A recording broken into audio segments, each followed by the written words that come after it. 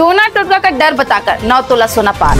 बिलासपुर में बुजुर्ग से बोले गहनों में कलह, कपड़े में बांधकर झाड़ फूक की, कागज थमाकर भागे। नमस्कार, जय जोहार, जय छत्तीसगढ़। मैं आंचल और आप देख रहे हैं एमकेएस स्टूडियो सीजी। बिलासपुर के सिविल लाइन थाना क्षेत्र में बुजुर्ग महिला से ठगी का मामला सामने आया है। 3 ठग महिला से 9 तोला सोने की गहने और कैश लेकर फरार हो गए हैं।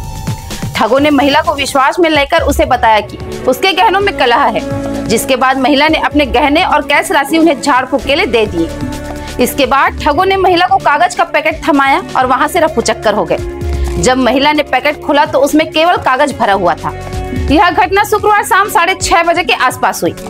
शुभम विहार बापजी रेसिडेंस के रहने वाली 70 वर्षीय हेमलता भोसले गृहिणी है। बीपी की दवा और मोबाइल चार्जर लेने मंगला चौक गई थी।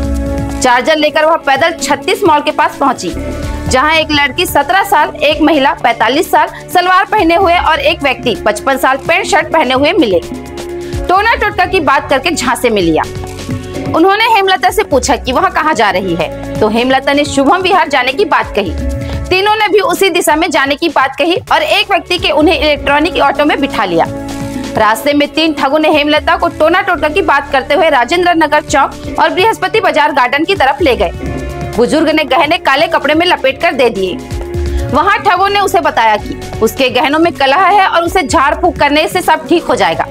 हेमलता ने उन्हें अपनी सोने की चैन 3 तोला, चूड़ियां 5 तोला, 1 अंगूठी 3 ग्राम और 6000 रुपए नगद काले कपड़े में लपेट कर दे दिए। इसके बाद ठगों ने महिला को एक मोटा पैकेट दिया और ऑटो में बैठा दिया। जब महिला ने पैकेट खोला तो उसमें केवल कागज था।